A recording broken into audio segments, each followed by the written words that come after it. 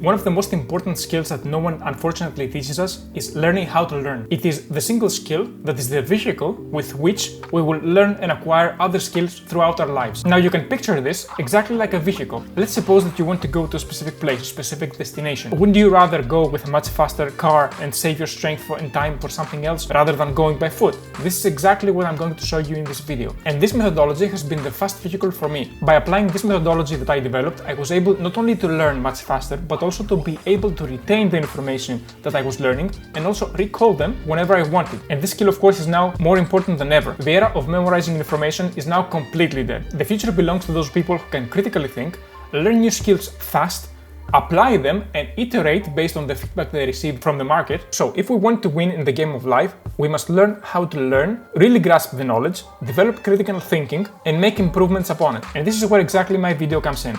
The video is broken down into two parts. The first part is where I show you the framework that I have developed in order to learn faster, and I guide you step by step by it. And the second part, which is a very short part, has this latest scientific evidence on how the brain learns.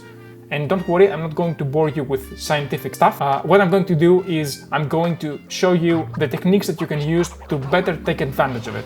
So let's begin with step number one. Find your why, not this way. The first thing that you must make clear to yourself is why are you learning? If there is no motivation for you, no clear reason why you should learn a specific thing, you're not going to learn it anyway.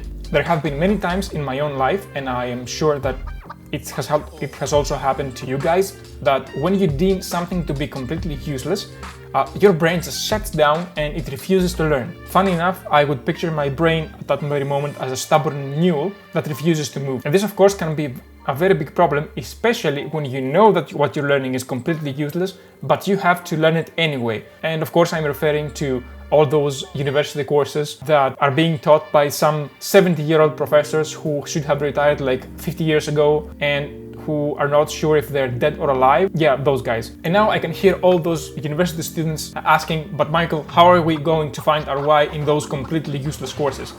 In those courses taught by all those boring professors. So I hear you, don't worry, I have the solution. Okay, so the first step is to find our why. There is a clear distinction that I want to make. There are two types of learning that we do.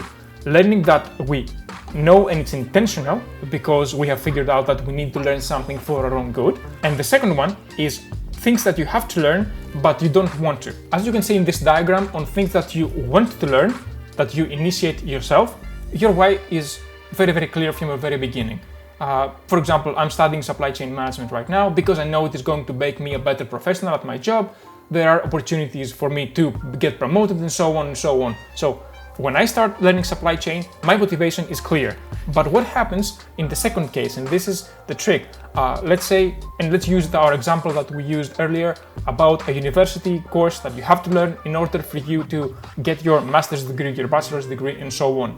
So what do you do in that case? And this is the trick. What I want you to do is to create an overview. Regardless if you know your why, if we're in the first case, or you don't know the why, the second case, you will need to create an overview anyways. And when I say, of course, create an overview, I want you to create an overview of the main areas of the subject you're trying to learn. Let's use as an example that I'm trying to learn the supply chain management. Let's say that I'm studying for a master's in supply chain management, and I have to learn a very, very boring subject.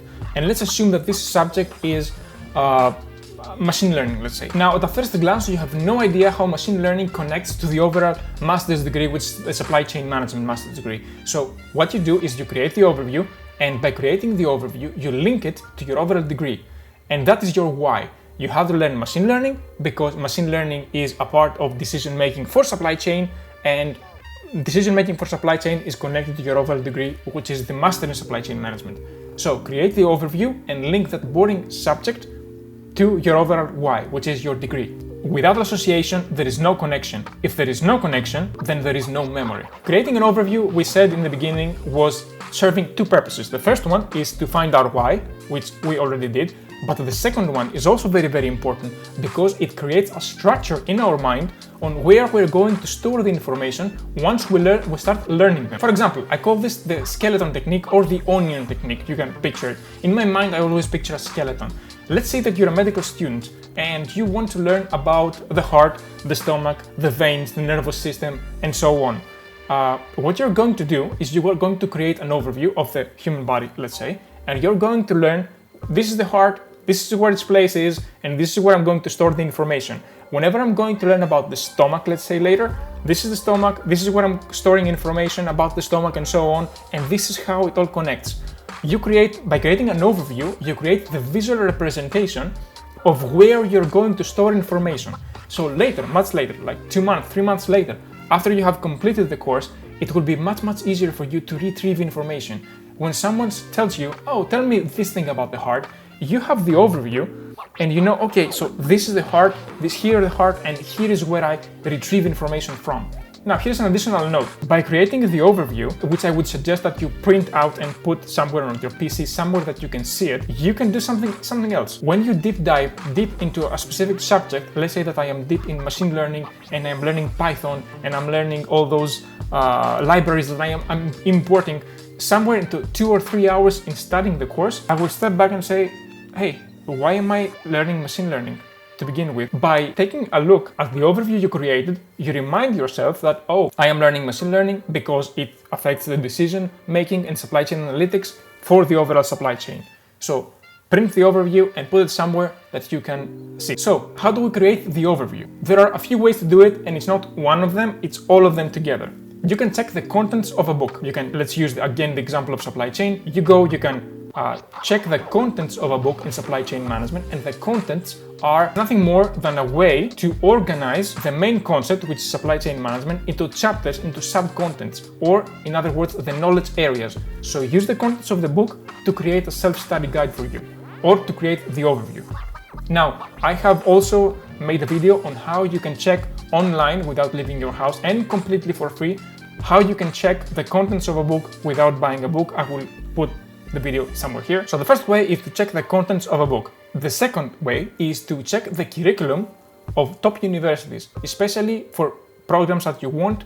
And I would suggest that you go into master's degree, because master's degree have more condensed knowledge. So if I wanted to create an overview for the supply chain management, I would go to a few websites and see what are the top universities for supply chain management. There are a couple of websites, I will not go into too much detail on this. Times Higher Education or QS are some websites like this, and I would say, okay, which are the best for supply chain management? Could be like MIT and Cambridge, I don't know what it is. And I would go and I would find the curriculum of the subject that are being taught, and this would be my overview. Third way, you can also go and buy a course, but the problem with courses is that depending on the instructor, some instructors may omit some areas of knowledge, some may focus more on some areas of knowledge. The level of the course may be for beginners and you may not understand, so I would not advise going for a course. And then you can go to very cheap websites like Udemy, for example, and you can find a cheap course which will give you a basic understanding at least of the knowledge areas of the... And now, of course, the fourth way to create an overview, which is my favorite, and I have been abusing it for the last 2 years, it's ChatGPT, okay? So you can just literally go and ask any question you want. You can go and ask, I want you to create me an overview of the supply chain management, or the knowledge areas of supply chain management. And after you do this, you can add another question, another prompt, and you can say, okay, I want me to explain me how those knowledge areas connect with each other. Personally, that's what I do, mostly ChatGPT and then chapter of the books. After you do this and you create the overview, I would suggest that you add a layer of information on each of the different knowledge areas in the subject you're trying to learn. What this is going to do is that it will connect all the knowledge areas together, and you're going to learn why you're learning each stuff. So let's use again the example for supply chain management. What we're going to say is, oh, I'm learning machine learning because it's important for supply chain analytics, and supply chain analytics are used in the decision making in the supply chain. Oh, here I have the supply chain operations, and operations are this and this, and we take data from the supply chain analytics and so on. So after you create the overview, go ahead and, like the diagram that I'm showing you right now, add one more layer of information. Not too much, just a small paragraph, as long as you understand how that subject connects to the overall course that you're trying to learn. And finally, let's move to the second part of the video, which is the scientific evidence on how the brain works.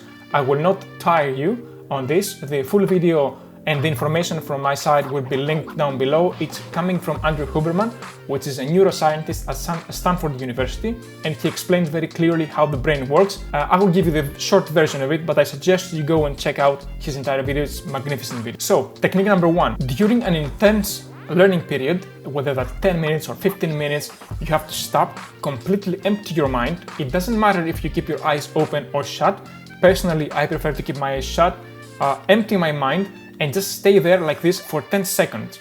During those 10 seconds, the brain plays the information that you have learned forward 10 or 20 times faster, and also it plays them backwards, which helps the brain learn and create new memories. The second thing that will help you learn much better is after 90 minutes, take a break.